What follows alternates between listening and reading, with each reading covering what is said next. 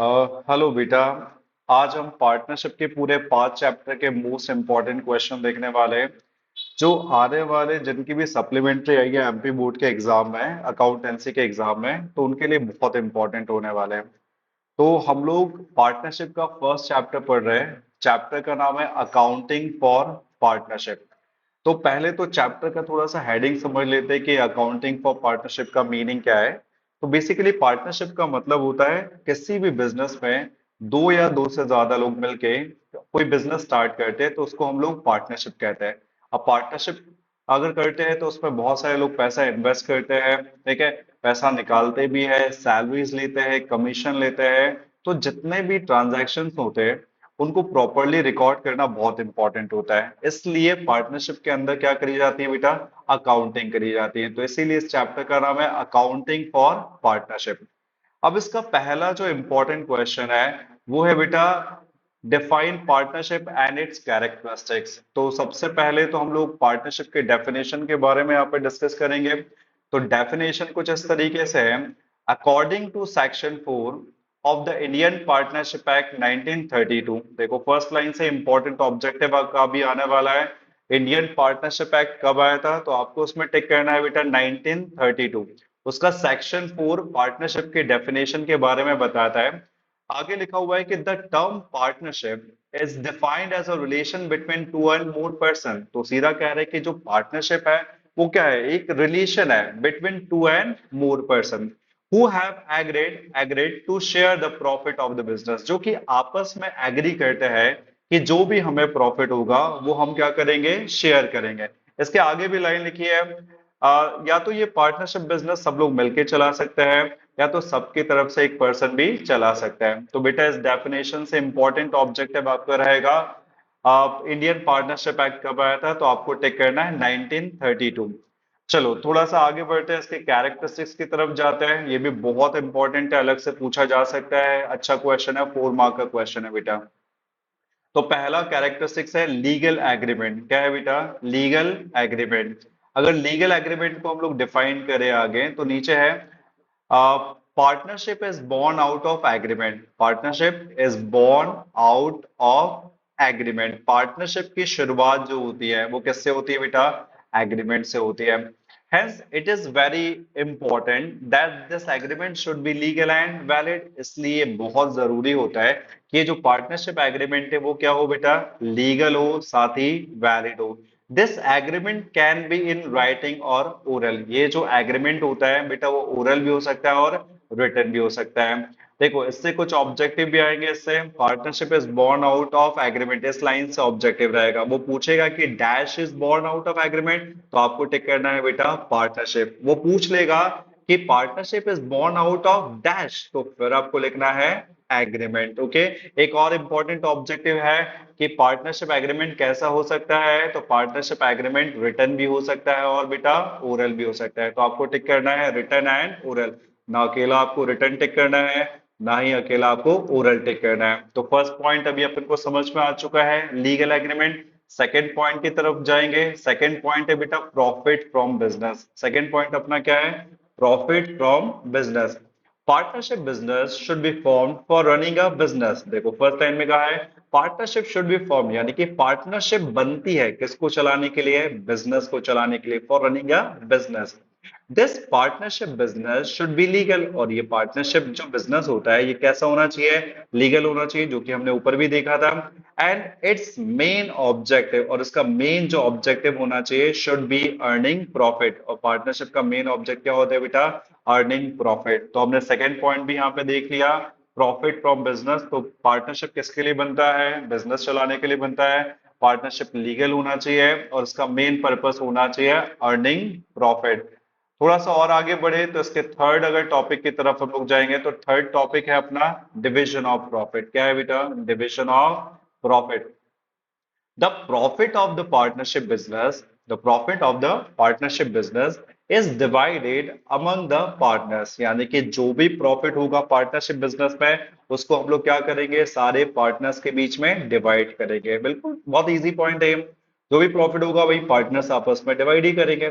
The partners are not only entitled for profit but they also bear losses, यानी कि partnership के अंदर सिर्फ पार्टनर्स जो होगा एंटाइटल फॉर प्रॉफिट, एक वर्ड यहाँ पे मिसिंग है, मैं लिख देता हूँ एंटाइटल फॉर प्रॉफिट, यानी कि पार्टनर्स सिर्फ प्रॉफिट के लिए ही नहीं आएंगे पर उनको अगर लॉस हो गया तो लॉस को भी बांटना पड़ेगा बेटा। तो थर्ड पॉइंट हमने क्या पढ़ लिया, डिविजन ऑफ प्रॉफिट, यानी कि the profit of the partnership business is divided among the partners. The partner are not only entitled for profit, but they also bear losses. Profit के लिए नहीं, अगर लॉस होगा तो लॉस भी डिस्ट्रीब्यूट करना पड़ेगा।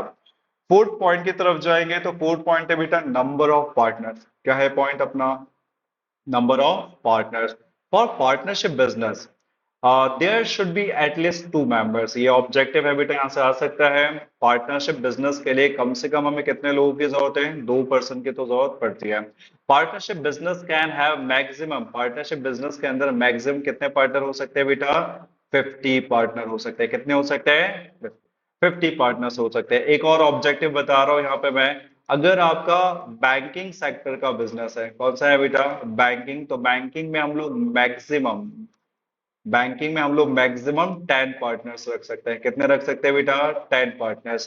तो फिर से रिपीट कर देता हूँ, for partnership business there should be at least 2 members. Partnership business can have maximum 50 partners.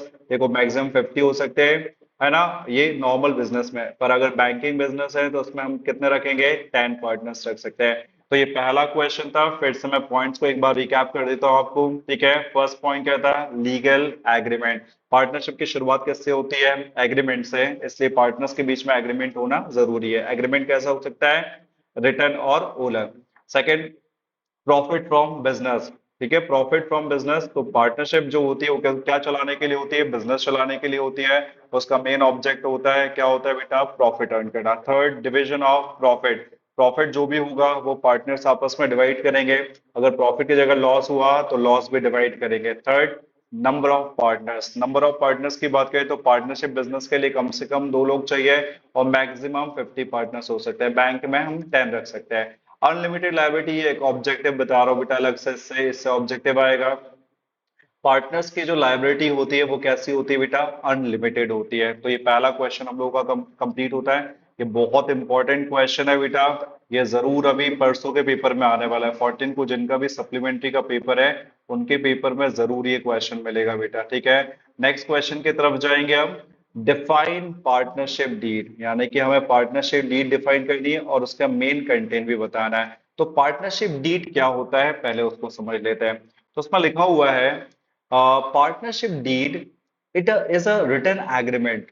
तो ये काफी इंपॉर्टेंट है बेटा आपके लिए ये, ठीक है। पार्टनरशिप डीड क्या होता है, एक रिटन एग्रीमेंट। पार्टनरशिप डीड क्या होता है बेटा, एक रिटन एग्रीमेंट। तो partnership deed is a written agreement between all the partners, ठीक है। जैसे आपने स्टाम्प पेपर कभी देखे हो तो ये स्टाम्प पेपर की तरह होता है बिल्कुल। किस फॉर्म में होता है ये, रिटन फॉर्म में होता है। किस फॉर्म में होता है ये, रिटन फॉर्म में। तो पार्टनरशिप डीड क्या है बेटा, एक written agreement between all the partners which lays down, भाई लेज ये चिप्स वाला लेज नहीं है, ठीक है।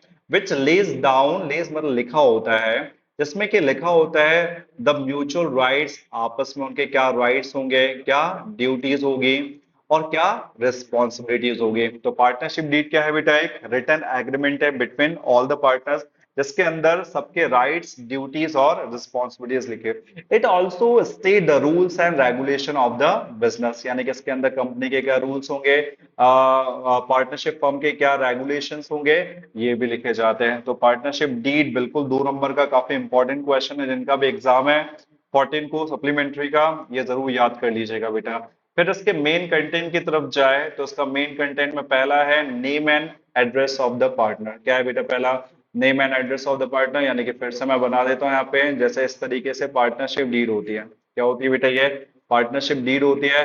इसके अंदर कुछ पॉइंट्स लिखे होते हैं, उस पर हम लोग यहाँ पे डिस्कशन कर रहे हैं। तो फर्स्ट पॉइंट में क्या लिखा हो सकता है, नेम एंड एड्रेस। क्या बेटा, name and address of the partners लिखा हुआ है। तो सबसे पहले तो पार्टनरशिप डीड में कितने पार्टनर्स हैं उनका पूरा नाम और पूरा एड्रेस लिखना काफी इंपॉर्टेंट होता है। क्या पता भाई कोई पार्टनर अगर फ्रॉड करके भाग जाए तो उसको पकड़ेंगे कैसे, इसलिए एड्रेस लिखना जरूरी होता है। चलो ठीक है। तो फर्स्ट पॉइंट क्या है बेटा, name and address of the partner. Second है name and address of the firm. तो दूसरा बेटा मेन कंटेंट में लिखा जाता है name and address of the firm. देखो फर्म जो चाहे वो नाम रख सकती है, पर वो नाम किसी और से मिलता जुलता नहीं होना चाहिए, इस पे ध्यान देना है बस। फिर duties and responsibilities of the partner, definition से ही आप उठा के लिख सकते हो इस पॉइंट को। तो मतलब पार्टनरशिप डीड के अंदर कौन से पार्टनर की क्या ड्यूटीज होगी, क्या रिस्पॉन्सिबिलिटीज होगी, ये भी लिखना बहुत इंपॉर्टेंट होता है। तो फर्स्ट पॉइंट क्या है इसका, name and address of the partner. Second क्या है, name and address of the firm. Firm जो चाहे वो नाम रख सकती है, पर वो नाम किसी और से मिलता जुलता नहीं होना चाहिए। फिर profit and loss sharing of the partner, ये भी बड़ा इंपॉर्टेंट है। यानी कि जो भी पार्टनरशिप डीड हम बना रहे हैं उसमें कौन से पार्टनर का क्या प्रॉफिट का रेशो होगा, वो जरूरी है बेटा इस पे शो करना। जैसे 3:1 होगा, या 2:1 होगा, या 1:1:1 होगा, ये भी लिखना क्या होता है, बहुत इंपॉर्टेंट होता है। तो चार पॉइंट इसके भी मेरे हिसाब से बहुत इजीली याद कर लोगे। क्या है वो चार पॉइंट, पहला name and address of the partners, क्या है name and address of the partner. Second क्या है, name and address of the firm. Third क्या है बेटा, duties and rights of the partners. And fourth point क्या है, profit and loss sharing of the profit. मतलब प्रॉफिट एंड लॉस का जो भी रेशो है वो भी इसमें डिफाइन करना इंपॉर्टेंट होता है। तो अभी हमने एक और इंपॉर्टेंट क्वेश्चन देख लिया जिसका नाम क्या था, define partnership deed and its main content. अगर ये क्वेश्चन आ गया, वैसे तो 2 मार्क्स में मैं पक्का बता रहा हूँ कि पार्टनरशिप डीड का क्वेश्चन पक्का आएगा बेटा, ठीक है। नेक्स्ट क्वेश्चन की तरफ अब जाते हैं जो कि काफी इंपॉर्टेंट है। कभी कभी क्या होता है बेटा कि पार्टनरशिप डीड में, सॉरी, कभी कभी क्या होता है कि पार्टनर्स आपस में एग्रीमेंट, रिटन एग्रीमेंट नहीं बना पाते हैं। पार्टनरशिप डीड कभी कभी नहीं बना पाते हैं। पार्टनरशिप डीड रिटन फॉर्म में होती है ना, वो कभी कभी नहीं बना पाते हैं। तो नहीं बना पाने के केस में हम क्या कर सकते हैं, क्या वो बोल रहा हूं मैं, नहीं बनाना, नहीं बना है, पार्टनरशिप डीड नहीं बना है। तो पार्टनरशिप डीड नहीं बनाने के केस में कुछ बेटा रूल्स एप्लीकेबल होते हैं, वो रूल्स हम लोग पढ़ने जा रहे हैं। तो एक्सप्लेन द जनरल रूल्स, ये क्वेश्चन बेटा इस नाम से आएगा, explain the general rules applicable in the absence of partnership deed. Absence का मतलब होता है नहीं बनना, ठीक है। तो हम लोग यहाँ पे जनरल रूल्स पढ़ने जा रहे हैं। क्या पढ़ने जा रहे हैं बेटा, जनरल रूल्स जो कि applicable in the absence of partnership deed, यानी कि पार्टनरशिप डीड नहीं बने हैं तो कौन से जनरल रूल्स अप्लाई होंगे, वो हम इसमें देख रहे हैं। तो इसमें कुछ following are the general rules. मैं पहले, सॉरी, पहला पॉइंट है बेटा बिजनेस ऑपरेशन। पहला पॉइंट क्या है, बिजनेस ऑपरेशन। क्या है बेटा, बिजनेस ऑपरेशन। जरा सारे पॉइंट्स को देख लेते हैं। फिर use of firms asset, admission, retirement. अब सारे पॉइंट्स में डिफाइन कर रहा हूँ। पहला पॉइंट है बिजनेस ऑपरेशन। भाई ऑपरेशन का मतलब यहाँ पे ऑपरेशन नहीं है ना वो वाला, इधर ऑपरेशन का मतलब होता है चलाना, ठीक है। यहाँ पे क्या है, बिजनेस को चलाने की बात हो रही है, डॉक्टर वाला ऑपरेशन नहीं है। तो एवरी पार्टनर, इसमें लिखा हुआ है every partner is entitled to fully participate. Every partner is entitled to fully participate in the operation of the partnership business. यानी कि इन द एब्सेंस के केस में एवरी पार्टनर, हर एक पार्टनर को ये पूरा अधिकार होगा कि वो बिजनेस के ऑपरेशन में पार्टिसिपेट कर सकता है। कोई किसी को रोकेगा नहीं, टोकेगा नहीं। सॉरी। सेकेंड पॉइंट है use of firms assets. Use of firms assets, तो उसमें लिखा हुआ है the assets of the firm can be used, the assets of the firm can be used only for the purpose of the business, only for the purpose of the business, not for any other private purpose. यानी कि जो भी assets है company की या firm की, partnership firm की, वो सिर्फ और सिर्फ बिजनेस के पर्पस के लिए यूज होगी बेटा, किसी भी तरीके के प्राइवेट पर्पस के लिए नहीं यूज होगी। तो यहाँ पे बिल्कुल याद कर लीजिए, अगर आप पार्टनरशिप बिजनेस में हो, उसमें एग्रीमेंट नहीं बना है, तो जो भी एसेट्स है वो सिर्फ और सिर्फ किसके लिए होंगी, बिजनेस के लिए, कोई प्राइवेट यूज के लिए नहीं होगी यहाँ पे। तो सेकंड पॉइंट हमने याद कर लिया है, यूज ऑफ फर्म्स एसेट्स, यानी कि फर्म की एसेट्स का यूज सिर्फ और सिर्फ बिजनेस के लिए हमें करना है, कोई प्राइवेट यूज के लिए नहीं करना है। थर्ड पॉइंट की तरफ जाए तो थर्ड पॉइंट बेटा एडमिशन, इसमें हम लोगों ने लिखा हुआ है admission of a partner. A partner can be admitted to the partnership firm only by the consent of all the other partners. यानी कि पार्टनरशिप फर्म में सभी पार्टनर मतलब पार्टनरशिप फर्म के अंदर न्यू पार्टनर को एडमिशन तो मिलेगा, पर सबकी कंसेंट यानी कि सबकी परमिशन के बाद। अगर सभी पार्टनर एग्री करेंगे तभी न्यू पार्टनर आएगा, अदरवाइज नहीं आएगा। जैसे ए और बी दो पार्टनर हैं, अब ये चाहते हैं कि भाई सी आ जाए, तो ए और बी जब दोनों एग्री करेंगे तभी सी आएगा, अदरवाइज सी नहीं आएगा। जैसे ए एग्री कर रहा है, बी नहीं कर रहा है, तो सी नहीं आएगा। बी एग्री कर रहा है, ए नहीं कर रहा है, तो भी सी नहीं आएगा। दोनों जब एग्री करेंगे तब जाके सी यहाँ पे आएगा। तो थर्ड पॉइंट क्या है? एडमिशन। एडमिशन तो होगा पर सबके कंसेंट के बाद। नेक्स्ट पॉइंट अपने पास है retirement of the partner. A partner is entitled to the repayment of his or her capital on retirement। थोड़ा सा इनकम्प्लीट पॉइंट है। अगर उसको उसकी कैपिटल का पेमेंट नहीं मिला तो उसको बेटा 6% पर एनम का इंटरेस्ट पे होगा। ठीक है, क्या मिलेगा उसको? 6% पर एनम का इंटरेस्ट। तो फिर से मैं रिपीट कर देता हूँ point. A partner is entitled to the repayment of his or her capital on retirement। यानी कि जब भी वो रिटायर होगा तो उसको क्या मिलेगा? उसकी कैपिटल वापस देना है। अगर नहीं मिलेगा तो उसको क्या होगा? उसको क्या देना पड़ेगा? उसको 6% का इंटरेस्ट देना पड़ेगा। तो फिर से मैं पॉइंट्स आपको एक बार एक्सप्लेन कर देता हूँ। तो हम लोग जनरल रूल्स पढ़ रहे थे अभी, वही मैं फिर से एक बार बता देता हूँ। तो जनरल रूल्स में पहला क्या था? बिजनेस ऑपरेशन सब मिलके करेंगे। फर्म के एसेट्स का यूज फर्म के लिए होगा। एडमिशन होगा पर कंसेंट के बाद। थर्ड, रिटायरमेंट होगा, रिटायरमेंट के बाद उसकी कैपिटल मिलेगी। कैपिटल नहीं मिलेगी तो उसको 6% का क्या मिलेगा? इंटरेस्ट मिलेगा। तो ये भी काफी इंपॉर्टेंट क्वेश्चन था बेटा, जो कि आ सकता है। तो तीसरा क्वेश्चन हम लोगों ने कंप्लीट कर लिया। हम चौथे क्वेश्चन की तरफ जा रहे हैं। चौथा क्वेश्चन है explain the accounting rules applicable in the absence of partnership deed. Accounting rules बेटा वही सेम है। अगर आपने पार्टनरशिप डीड नहीं बनाई है तो अकाउंटिंग रूल्स कौन से लगने वाले हैं? तो अकाउंटिंग रूल ये काफी ऑब्जेक्टिव्स में काफी आते हैं बेटा, प्लस जब हम रियल अकाउंटिंग करेंगे तो उसमें भी काफी सारे पॉइंट्स इसके यूज करने वाले हैं। ठीक है, तो इसमें accounting rules following are the accounting rules. First, division of profit, interest on capital, interest on drawing और इंटरेस्ट ऑन लोन। तो पहले हम समझ लेते हैं interest on sorry division of profit क्या है। In the absence of partnership deed, the profit of the business is divided equally between all the partners। बहुत सिंपल सा लिखा है, ये इक्वली वर्ड याद कर लो बस। ठीक है, यानी कि in the absence of partnership deed, अगर आपने पार्टनरशिप डीड नहीं बनाई है तो जो भी प्रॉफिट होगा तो सब में कैसे बटेगा बेटा? इक्वली। ये सब ऑब्जेक्टिव में आएगा। ठीक है, गड़बड़ नहीं करना है। फिर नेक्स्ट है interest on capital. Next point क्या हो सकता है बेटा यहाँ पे? Interest on capital. तो इंटरेस्ट ऑन कैपिटल की अगर बात करें तो in the absence of the partnership deed interest on capital is not allowed. यानी कि ये नॉट अलाउड बस वर्ड याद कर लो। तो इन द एब्सेंस के केस में हमें इंटरेस्ट ऑन कैपिटल देने की जरूरत नहीं होती है। सेम पॉइंट है इंटरेस्ट ऑन ड्राइंग के साथ भी। इन द एब्सेंस में इंटरेस्ट ऑन ड्राइंग भी नॉट अलाउड, बस लिख देना बेटा। ऑब्जेक्टिव आ सकते हैं इसके और आते ही रहते हैं। इंटरेस्ट ऑन लोन काफी इंपॉर्टेंट ऑब्जेक्टिव इससे रहता है। In the absence of the partnership deed interest on loan is allowed. बिल्कुल इसको अलाउ करते हैं, वो भी कितना? 6% पर एनम। तो इसमें याद रखना है कि in the absence of partnership deed में आपको इंटरेस्ट तो देना है, पर कितना देना है? 6% पर एनम। तो काफी बढ़िया क्वेश्चन है, इजी क्वेश्चन है। आ गया तो आपके 3-4 नंबर पक्के हो जाएंगे। तो ये फिर से रिपीट करा देता हूँ बेटा। क्वेश्चन अपना क्या था? Accounting rules applicable in the absence of partnership deed. कौन कौन से पॉइंट्स इसमें पढ़े हमने? डिवीजन ऑफ प्रॉफिट कैसे होगा? इक्वली। रिवाइज करवा रहा हूं मैं। Second, interest on capital not allowed. Interest on capital not allowed. Interest on drawing not allowed. फिर इंटरेस्ट ऑन लोन अलाउड, बिल्कुल अलाउड, बट कितना? 6% पर एनम। ठीक है, याद हो जाएंगे। इंपॉर्टेंट पॉइंट है ये सारे। ऑब्जेक्टिव के पर्पज से भी बाकी क्वेश्चन भी आ गया तो चारों पॉइंट लिख देना, अपने मन से एक्सप्लेन कर सकते हो आप इसको। नेक्स्ट क्वेश्चन की तरफ जाते हैं।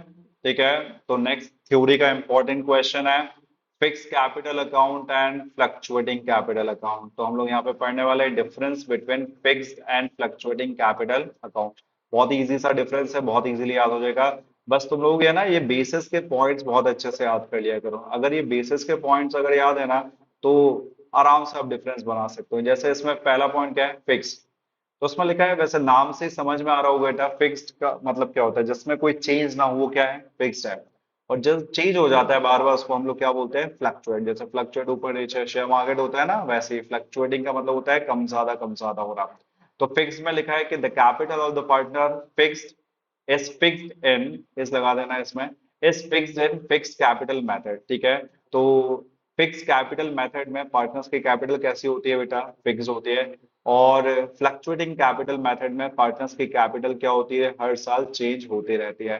तो फ्लक्चुएटिंग में क्या होती है बेटा, हर साल चेंज होती रहती है। और फिक्स में क्या होती है, ठीक है, फिक्स कैपिटल में क्या होती है, हर साल फिक्स रहती है। तो पहला पॉइंट याद हो गया, बस फिक्स याद कर लो, इधर फिक्स होती है इधर फिक्स नहीं होती, इधर चेंज होती है। सेकंड, नंबर ऑफ अकाउंट्स, क्या है बेटा, नंबर ऑफ अकाउंट्स। तो उसमें लिखा हुआ है टू अकाउंट्स, यानी कि दो अकाउंट बनाए जाते हैं, are maintain for each partner, namely fix capital account और करंट अकाउंट। इसमें दो अकाउंट बनते हैं बेटा, एक फिक्स कैपिटल अकाउंट बनता है और एक करंट अकाउंट बनता है। तो याद कर लो, दो ऑब्जेक्ट है, इसमें ऑब्जेक्टिव आ सकते हैं बेटा, दो अकाउंट किसमें बनते हैं, फिक्स मेथड में बनते हैं। नाम क्या है उसका, फिक्स कैपिटल अकाउंट और करंट अकाउंट। साइड में current account is not required to be maintain, यानी कि फ्लक्चुएटिंग कैपिटल मेथड में आपको करंट अकाउंट नहीं बनाना होता है, कहीं ऑब्जेक्टिव ना पूछ ले। Only one account required to be maintain, partners capital account. सिर्फ एक ही अकाउंट बनाया जाता है जिसका नाम क्या है, पार्टनर्स कैपिटल अकाउंट। क्या है बेटा, पार्टनर्स कैपिटल अकाउंट। अगर इसके और नेक्स्ट पॉइंट की बात करें तो लिखा है बैलेंस ऑफ अकाउंट, इसका बैलेंस किस साइड जाता है, the balance of this account is generally credit balance. बेटा याद रख लो, उसका बैलेंस किस साइड जाता है, क्रेडिट बैलेंस। और इसका बैलेंस डेबिट भी हो सकता है और क्रेडिट भी, थोड़ा सा कट रहा है पर आप समझ लो ये क्रेडिट लिखा है बेटा, यहाँ पे क्या लिखा है, क्रेडिट। तो इसका बैलेंस जो होता है वो डेबिट भी हो सकता है और क्रेडिट भी। जब इसके न्यूमेरिकल मैं समझाऊंगा तब मैं आपको बताऊंगा कि एक्चुअल में इसका क्रेडिट और डेबिट बैलेंस कैसे जाता है। लास्ट पॉइंट अपने पास है change in account. The balance of this account changes only when additional capital is invested। अगर additional capital आप लगाओगे तभी इसका बैलेंस चेंज होगा, या additional capital आप विड्रॉ करोगे तभी तभी इसका कैपिटल चेंज होगा, अदरवाइज इसमें कोई चेंज नहीं होगा। तो फिर से रिपीट कर देता हूं, the balance of this account changes only when additional capital is invested और कैपिटल इज विड्रॉ। अगर कैपिटल हम लगाएंगे तो चेंज आएगा बैलेंस में, कैपिटल अगर हम विड्रॉ करेंगे तो चेंज आएगा, अदरवाइज चेंज नहीं आएगा। इधर भी थोड़ा सा कट रहा है, मैं समझा देता हूँ। The balance of this account keeps on changing every year. तो ये तो बहुत ही बढ़िया सा पॉइंट है, फर्स्ट पॉइंट जैसे ही लग रहा है ये तो। इसमें क्या है कि इसका बैलेंस हर साल ही क्या होता रहता है, चेंज होता रहता है। तो पूरा डिफरेंस एक बार फिर से मैं समझा देता हूँ, काफी इंपॉर्टेंट है बेटा, आ भी चुका है ना। तो अभी जिनके भी एग्जाम है उनके एग्जाम में भी आ सकता है। पहला पॉइंट है फिक्स्ड, तो इसमें लिखा हुआ है कि इसमें कैपिटल फिक्स्ड होती है, इसमें कैपिटल हर साल चेंज होती रहती है। इसमें दो अकाउंट बनाया जाता है, इसमें सिर्फ एक ही अकाउंट बनाया जाता है। इसका बैलेंस जो होता है वो जनरली क्रेडिट बैलेंस होता है, पर इसका डेबिट क्रेडिट दोनों होता है। और लास्ट पर इसका बैलेंस में चेंज आता है और कैपिटल लगाने पर और कैपिटल विड्रॉ करने पर। और इधर तो भैया हर साल ही चेंज होता रहता है। तो ये क्वेश्चन भी हमें याद हो चुका है, आप दो तीन बार इसको रिपीट कर लीजिएगा बेटा, अपने आप याद हो जाएगा। ओके, तो ये क्वेश्चन था हमारा, डिफरेंस बिटवीन फिक्स्ड और fluctuating capital method. Next question की तरफ जाएंगे। अच्छा, नेक्स्ट क्वेश्चन नहीं, फिर इसका फॉर्मेट, जिनका एग्जाम है उनके लिए बेटा ये फॉर्मेट दिया हुआ है, ठीक है। क्योंकि अभी जो भी आपका सप्लीमेंट्री का एग्जाम है हम उसको टारगेट करके ये लेक्चर रिकॉर्ड कर रहे हैं। जिनका भी एमपी बोर्ड में सप्लीमेंट्री आई है अकाउंट्स में, उनके लिए बेटा ये पार्टनरशिप के इंपॉर्टेंट क्वेश्चन है, जो कि बहुत ही इंपॉर्टेंट है। तो जिनको कुछ नहीं आता है, अगर वो फॉर्मेट ही थोड़ा सा बना के उसमें कुछ अगर लिख देंगे पॉइंट जो तो उनको समझ में आ रहा है, तो भी उनको कुछ कुछ मार्क्स मिल सकते हैं बेटा एमपी बोर्ड के। तो उनकी किस्मत अच्छी हुई, चैकर अच्छा मिल गया तो जरूर एक दो मार्क्स दे देंगे। तो मैं फॉर्मेट सिर्फ समझा देता हूँ। तो फॉर्मेट का नाम है, 4 मार्क का क्वेश्चन आएगा बेटा इससे, ठीक है ना, आता ही है। 4 मार्क में एक क्वेश्चन जरूर मिलेगा इससे। कैसे पी एंड एल एप्रोप्रिएशन बनाई है, प्रॉफिट एंड लॉस एप्रोप्रिएशन। तो पार्टनर्स के बीच में प्रॉफिट को डिवाइड करने के लिए एक अकाउंट बनाया जाता है, जिसको हम लोग क्या बोलते हैं, profit and loss appropriation account. इसकी शुरुआत आप बेटा क्रेडिट साइड से करना। क्रेडिट साइड आएगा by profit and loss account. क्या आ जाएगा, by profit and loss account. मतलब कुल मिला के फर्म का प्रॉफिट आता है बेटा, इसमें क्या आता है, फर्म का प्रॉफिट, ठीक है। और क्या आता है, इंटरेस्ट ऑन ड्रॉइंग। तो interest on drawing credit side जाता है। तो दो आइटम आपके क्रेडिट साइड जाएंगे जनरली, और बाकी सबके सबके साइड जाएंगे बेटा डेबिट साइड। लॉस हुआ तो लॉस को कर लेना, ठीक है। इसमें इंटरेस्ट ऑन कैपिटल बेटा डेबिट साइड आएगा, देख लेना, कैपिटल मत लिख देना, कैपिटल पे इंटरेस्ट लगेगा वो लिखना है। पार्टनर की सैलरीज इस साइड डेबिट साइड जाएगी, कमीशन डेबिट साइड जाएगा, मैनेजरियल कमीशन अगर मैनेजर को कोई कमीशन दिया जा रहा है वो भी डेबिट साइड जाएगा। एंड में आप टोटल कर देना बेटा इसका, एंड में क्या कर देना, टोटल कर देना। ये जो एक्सपेंसेस है ये सारे एक्सपेंसेस माइनस कर देना, आपका क्या आ जाएगा, प्रॉफिट। और प्रॉफिट को ट्रांसफर कर लेना। ये फॉर्मेटिव बहुत अच्छे से अगर आप लिख लेते हो, समझ लेते हो, और जो भी आपको क्वेश्चन में समझ में आ रहा है उसके पॉइंट्स भी अगर फिल कर दोगे, क्वेश्चन अगर आंसर सही गलत जो भी होगा वो फिर चेकर के ऊपर छोड़ देना बेटा, आप लोग बस ट्राई अटेम्प्ट करके आना ये क्वेश्चन, ठीक है। तो मैंने थ्योरी के मोस्ट इंपॉर्टेंट क्वेश्चन बता दिए हैं, ठीक है। पार्टनरशिप के फर्स्ट चैप्टर से पहला क्वेश्चन डिफाइन पार्टनरशिप और कैरेक्टरिस्टिक्स बिल्कुल बना लोगे, आएगा बेटा 2-3 नंबर में। फिर उसके बाद सेकंड क्वेश्चन हमने क्या बनाया है, define partnership deed and its main content. Third हम लोगों ने क्या क्वेश्चन बनाया है, general rules applicable in the absence, बहुत अच्छे से पढ़ा। फिर उसके बाद क्या पढ़ा हम लोगों ने, अकाउंटिंग रूल्स पढ़ा बेटा। फिर उसके बाद हम लोगों ने क्या पढ़ा, एक डिफरेंस पढ़ा। ये सारे के सारे मोस्ट इंपॉर्टेंट क्वेश्चन है जो कि पेपर में आपको देखने को मिलेंगे। तो इस तरीके से अपना फर्स्ट चैप्टर कंप्लीट होता है। देखो फर्स्ट चैप्टर टोटल 12 मार्क का है, कितने मार्क का है, इसमें थ्योरी के क्वेश्चन भी होने वाले हैं और न्यूमेरिकल भी होने वाले हैं और ऑब्जेक्टिव भी आएंगे बेटा। तो ठीक है, थ्योरी मैंने कवर करा दिया है, न्यूमेरिकल के लिए फॉर्मेट दे दिया है, अगर आपने पहले पढ़ा होगा तो आपको आ जाएगा। बाकी ऑब्जेक्टिव बेटा आप लोग कर लीजिएगा। ऑब्जेक्टिव के लिए भी एक पीडीएफ में डालूंगा, एंड में अटैच कर दूंगा, कोशिश करूंगा उसके लिए मैं, वो पढ़ लेना तो उससे आपका निकल जाएगा। नेक्स्ट चैप्टर की तरफ चाहते हैं। तो नेक्स्ट चैप्टर है अपना क्या है बेटा, चैप्टर का नाम है reconstitution, reconstitution of partnership firm. अच्छा पहले तो चैप्टर के हेडिंग समझे क्या बता रहे हैं। रिकॉन्स्टिट्यूट का मतलब होता है किसी चीज का दोबारा बनना, ठीक है, क्या होना, किसी चीज का दोबारा बनना। कोई चीज अगर फिर से बनती है तो उसको हम लोग क्या बोलते हैं, रिकॉन्स्टिट्यूट हो रही है। तो यहाँ पे दोबारा क्या बन रहा है, तो यहाँ पे पार्टनरशिप फॉर्म दोबारा बन रही है बेटा। क्या दोबारा बन रही है, पार्टनरशिप फॉर्म। क्या दोबारा बन रही है, पार्टनरशिप फॉर्म। ठीक है, तो पार्टनरशिप फर्म कब दोबारा बनती है या पार्टनरशिप में एग्रीमेंट कब दोबारा बनता है, तो इस चैप्टर में वो समझने की कोशिश करेंगे। तो मोस्ट इंपॉर्टेंट क्वेश्चन की तरफ फिर से जा रहे हैं हम लोग, ज्यादा समय है नहीं अपन लोगों के पास।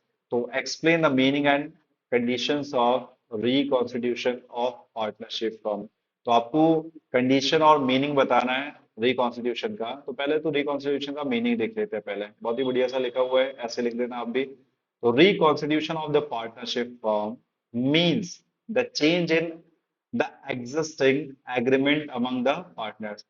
रिकॉन्स्टिट्यूशन का मतलब होता है अगर एग्जिस्टिंग पार्टनर्स के बीच में कोई एग्रीमेंट में चेंजेस आ रहे हैं। किसमें चेंजेस आ रहे हैं बेटा, एग्रीमेंट में किसी भी तरीके का कोई चेंज आ रहा है ना, due to the admission, retirement और डेथ ऑफ द पार्टनर, तो उसको हम लोग क्या बोलेंगे बेटा, reconstitution of the partnership firm. या दूसरे एंगल से पकड़े, या किसी भी कारण से अगर पार्टनर्स के बीच में प्रॉफिट एंड लॉस का रेशो चेंज हो रहा है बेटा, क्या चेंज हो रहा है, रेशो। और रेशो कब चेंज होगा, जब एग्रीमेंट चेंज होगा, ठीक है ना। तो प्रॉफिट और लॉस को रेशो अगर चेंज हो रहा है तो उसको भी हम लोग क्या बोलेंगे, रिकॉन्स्टिट्यूशन ऑफ पार्टनरशिप फर्म। तो अभी अभी हम लोगों ने देखा है बेटा मीनिंग, ठीक है, मीनिंग किसका, रिकॉन्स्टिट्यूशन ऑफ पार्टनरशिप फर्म का। तो पार्टनरशिप फर्म का रिकॉन्स्टिट्यूशन क्या होता है, अभी अभी मैंने बताया कि पार्टनर्स के बीच में जब भी न्यू एग्रीमेंट फॉर्म होता है, किसकी वजह से, एडमिशन की वजह से, रिटायरमेंट की वजह से या डेथ की वजह से, तो उसको हम लोग क्या बोलते हैं, reconstitution of the partnership firm. अब रिकॉन्स्टिट्यूशन होता कब कब है, इस पे थोड़ा सा डिस्कशन कर लेते हैं। जैसे पहला पॉइंट है admission of a new partner. Admission of a new partner in a firm बहुत ही इजी है, मन से लिख सकते हो बेटा, कि जब भी पार्टनरशिप फर्म में, नीचे लिखा हुआ है बिल्कुल आप देख सकते हो इसके बाद, कि जब भी पार्टनरशिप फर्म में नए पार्टनर के एंट्री होते हैं, नया नया पार्टनर को हम लोग एडमिशन देते हैं, तो पार्टनरशिप फर्म फिर से बनती है, उसी को हम लोग क्या बोलते हैं बेटा, रिकॉन्स्टिट्यूशन। या तो हम इस तरीके से भी इसको बोल सकते हैं कि जब भी पार्टनरशिप फर्म में नया पार्टनर ज्वाइन करता है तो एक नया एग्रीमेंट बनता है, न्यू प्रॉफिट एंड लॉस का रेशो रेशो बनता है, और उसी को हम लोग क्या बोलते हैं, reconstitution of the partnership firm. Second point है रिटायरमेंट, सेकेंड पॉइंट है रिटायरमेंट ऑफ अ पार्टनर्स। अगर कोई पार्टनर, ठीक है, अगर कोई भी फर्म में कोई पार्टनर रिटायर हो जाता है या पार्टनरशिप फर्म छोड़ के चला जाता है, तो फिर से बचे हुए पार्टनर्स नया एग्रीमेंट बनाते हैं, नया प्रॉफिट एंड लॉस का रेशियो बनाते हैं, उसको भी हम लोग क्या बोलते हैं, रिकॉन्स्टिट्यूशन ऑफ पार्टनरशिप फर्म।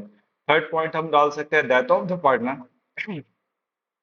अगर पार्टनरशिप फर्म में किसी पार्टनर की डेथ हो जाती है, तो डेथ होने के केस में भी जो बचे हुए पार्टनर है वो नया एग्रीमेंट फॉर्म करते हैं, नया एग्रीमेंट बनाते हैं, तो उसको हम लोग क्या बोलते हैं, रिकॉन्स्टिट्यूशन। फिर है change in profit sharing ratio. कभी कभी क्या होता है बेटा, पार्टनर्स अपने मन से, जैसे फ्यूचर में किसी ने कैपिटल ज्यादा लगाई है कम लगाई है, तो म्यूचुअली वो लोग क्या करते हैं, अपने प्रॉफिट और लॉस का रेशियो क्या कर लेते हैं, चेंज कर लेते हैं। और जब चेंज करते हैं तो नया एग्रीमेंट बनाते हैं, तो उससे भी क्या हो जाता है, रिकॉन्स्टिट्यूशन। तो मैं पॉइंट्स बिल्कुल याद कर लो, अपने मन से लिख लेना बेटा, वहां पे पॉइंट्स याद रहना चाहिए आपको बस। पॉइंट में पहला पॉइंट है आपका admission of a new partner, retirement of the partner, death of the partner और change in profit sharing ratio. बहुत ही अच्छा क्वेश्चन है। रिकॉन्स्टिट्यूशन की कंडीशन बहुत बार पूछी गई है बेटा, 4 मार्क में सीधा क्वेश्चन आ सकता है ये। नेक्स्ट इंपॉर्टेंट क्वेश्चन की तरफ अगर हम लोग जाएंगे, तो उससे पहले दो फॉर्मूले दिए हुए हैं, वो ऑब्जेक्टिव के पर्पज से यहाँ पे दिए गए बेटा, ठीक है। अगर ऑब्जेक्टिव की बात करें यहाँ पे, हम लोग बेटा दो इंपॉर्टेंट क्वेश्चन है, दो इंपॉर्टेंट फॉर्मूले इसमें देखने जा रहे हैं, जो कि फाइनल में कई बार आ चुके हैं। मैं पक्का बता रहा हूँ, इन दोनों में से एक फॉर्मूला आएगा अभी के एग्जाम में। तो पहला क्या है, सैक्रिफाइस रेशियो। सैक्रिफाइस रेशियो का फॉर्मूला क्या होता है, old ratio minus new ratio. ये अभी फॉर्मूले में, ये न्यूमेरिकल में भी यूज करने वाला है, इसको याद कर लो। सैक्रिफाइसिंग रेशियो का फॉर्मूला क्या होता है, old ratio minus new ratio, old ratio minus new ratio. Second gaining इसका जस्ट अपोजिट रहेगा बेटा, new ratio minus old ratio. तो सैक्रिफाइसिंग क्या होता है, old ratio minus new ratio. Gaining इसका अपोजिट क्या है, new ratio minus old ratio. तो आपको बेटा कोई एक याद कर लेना है, समझ में आ रहा है, कोई एक, और दूसरा उसका अपोजिट रहेगा, दोनों को इकट्ठे याद मत करना, नहीं तो कंफ्यूजन हो जाता है। तो आपको सिर्फ सैक्रिफाइस याद करना है, दूसरा उसका अपोजिट है। सैक्रिफाइस का फॉर्मूला क्या है, old ratio minus new ratio. तो गेनिंग का क्या होगा, new ratio minus old ratio. अच्छा, ये तो फॉर्मूला है। इनके बीच में बेटा डिफरेंस भी काफी पूछा जाता है, कि बताइए डिफरेंस बिटवीन क्या है सैक्रिफाइसिंग और गेनिंग रेशियो के बीच में। तो सैक्रिफाइसिंग रेशियो वो रेशियो होता है जिसमें क्या होता है कि ओल्ड पार्टनर जो है, सैक्रिफाइसिंग रेशियो वो रेशियो होता है जिसमें हमारे जो ओल्ड पार्टनर है वो अपना शेयर सैक्रिफाइस करते हैं in favour of the new partner. नया पार्टनर आता है तो फ्री में तो आएगा नहीं, पुराने पार्टनर अपने हिस्से में से कुछ ना कुछ उसको देंगे। जितना भी देते हैं, जिस रेशो में भी देते हैं, उसको हम लोग क्या बोलते हैं, सैक्रिफाइसिंग रेशो। उसका जस्ट अपोजिट चलेगा गेनिंग रेशो। गेनिंग का मतलब होता है बेटा मिलना। इधर जैसे सैक्रिफाइस का मतलब होता है अपने हिस्से से देना, उसका अपोजिट होता है गेनिंग। गेनिंग का मतलब होता है किसी का हिस्सा अपने पास रखना। कैसे होता है ये देखिए जरा। तो gaining ratio is the ratio in which remaining partners gain the share of the retiring और डिसीज पार्टनर। यानी कि पार्टनर जब रिटायर हो जाता है, पार्टनर की जब डेथ हो जाती है, डिसीज का मतलब यहाँ पे डेथ है बेटा, ठीक है ना। पार्टनर की जब डेथ हो जाती है, वो रिटायर हो जाता है, तो उसका शेयर बचे हुए पार्टनर रख लेते हैं, और जिस रेशो में भी रखते हैं उसको हम लोग क्या बोलते हैं, गेनिंग रेशो। दूसरा फिर फॉर्मूला जो अभी जस्ट ऊपर मैंने बताया था, सैक्रिफाइसिंग का ओल्ड माइनस न्यू, इधर न्यू माइनस ओल्ड। सिचुएशन कब कब लगती है, तो use during the admission of the new partner. Sacrificing ratio कब निकालते हैं, एडमिशन के टाइम पे। और गेनिंग रेशियो कब निकालते हैं, रिटायरमेंट के टाइम पे। ये भी ऑब्जेक्टिव आ सकता है बेटा, आप देख सकते हो आराम से इसको। लास्ट पॉइंट कर लेते हैं, effect on profit sharing ratio. Profit sharing ratio पे क्या इंपैक्ट पड़ रहा है। सैक्रिफाइसिंग पार्टनर, और sorry, sacrificing ratio decreases the profit. सीधा बता दिए बेटा, ये वर्ड याद कर लो बस, और कुछ नहीं है। सैक्रिफाइसिंग रेशियो से प्रॉफिट क्या हो जाता है, डिक्रीज हो जाता है सैक्रिफाइसिंग पार्टनर्स का। और गेनिंग रेशियो से प्रॉफिट क्या हो जाता है, इंक्रीज। तो कुछ नहीं याद करना आपको, इंक्रीज और डिक्रीज वर्ड याद करना है, दैट्स इट, कुछ नहीं है बेटा। ठीक है, तो पहला पॉइंट क्या हो गया, मीनिंग। पहला पॉइंट क्या हो जाएगा अपना, मीनिंग। पहला पॉइंट क्या रहेगा बेटा, meaning. Second point formula. Third point situation. And the last point is the effect on profit sharing ratio. Next question की तरफ जाएंगे। नेक्स्ट इंपॉर्टेंट क्वेश्चन है, explain the meaning and characteristics of goodwill. भाई goodwill क्या है, देखिए बड़ा important question है, आता रहता है इससे क्वेश्चन थ्योरी का। Goodwill is the value of the reputation of the business. सीधा ये वर्ड याद कर लो, गुडविल का मतलब क्या होता है, आपकी फर्म के रेपुटेशन के वैल्यू, उसको क्या बोलते हैं हम लोग, goodwill. It has the business earn higher profit. ये क्या करता है बेटा, आपको हायर प्रॉफिट अर्न करने में हेल्प करता है। Because of factors like the good quality, मतलब हायर प्रॉफिट। अब गुडविल बनती कैसे है, तो इसमें कुछ फैक्टर्स इन्होंने दिए, अच्छी क्वालिटी का गुड्स बेचो, अच्छा गुड बिहेवियर, अच्छा बिहेवियर रखो, ठीक है। ब्रांड नेम अगर आपका अच्छा हो, लोकेशन अगर आपकी अच्छी हो, तो आपका बिजनेस गुडविल बना लेता है। तो गुडविल कुछ नहीं है, फर्म के रेपुटेशन के वैल्यू होती है बेटा, और ये हायर प्रॉफिट अर्न करने में आपकी मदद करती है, ये आप समझ सकते हो उसमें।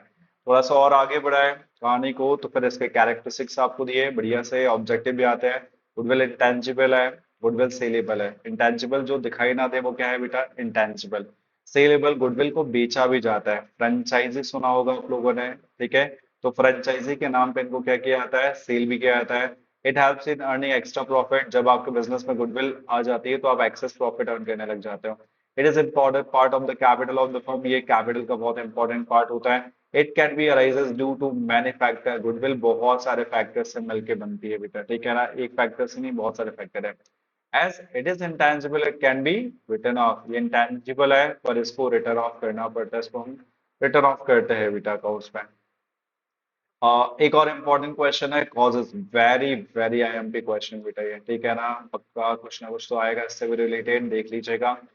एक्सप्लेन द कॉजेस, कॉजेस का मतलब होता है कारण, ठीक है। ओरिजिन, ओरिजिन का मतलब होता है बनना, ठीक है। तो explain the causes of origin of goodwill, goodwill बनने के कारण क्या है, ये क्वेश्चन आपसे पूछा गया, गुडविल बनती कैसे है।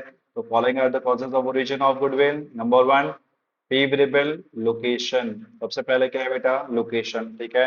बिजनेस की लोकेशन बहुत मैटर करती है। फिर good quality, reasonable price, efficient management, brand name और रेपुटेशन। तो गुड क्वालिटी, फेवरेबल लोकेशन को पहले एक बार डिस्कस कर लेते हैं।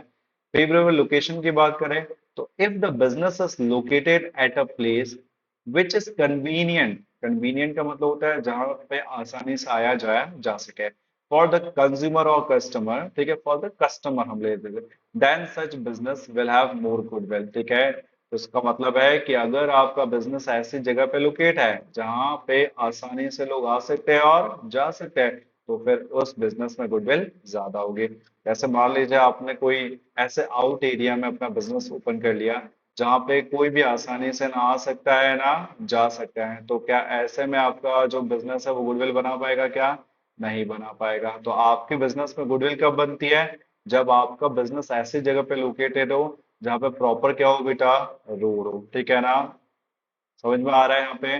तो अगर आपका बिजनेस ऐसी जगह पे लोकेटेड है जहाँ पे कन्वीनियंस है आना जाना, तो गुडविल जल्दी बनेगी।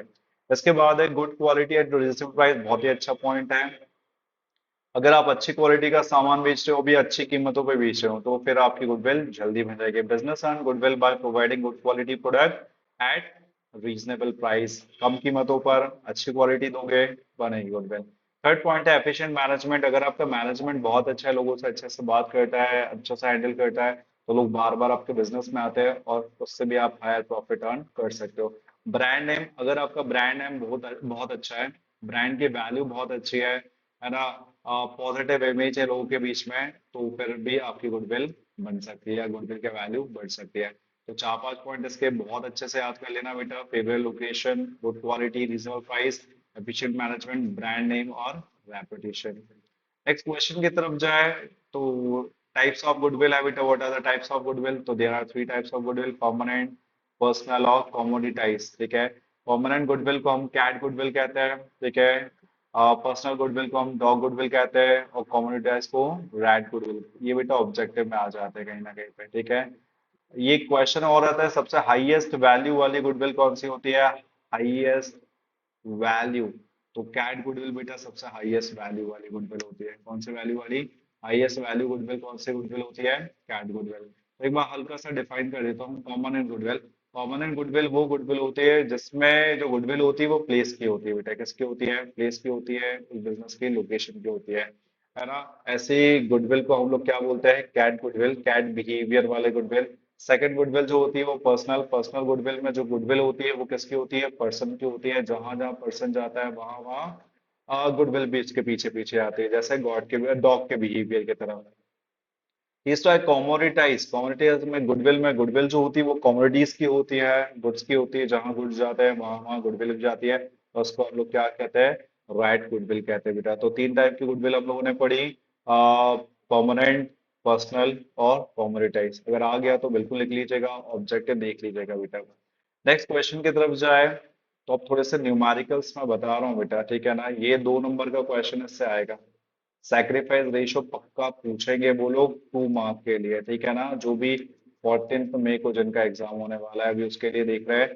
तो यहाँ पे क्या है, तो बेटा मैं राठी के बुक के क्वेश्चन करा रहा हूँ। किसके? एमपी बोर्ड में राठी की बुक लगती है अकाउंटेंसी की। हम लोग उसकी बुक देख रहे हैं, ठीक है ना।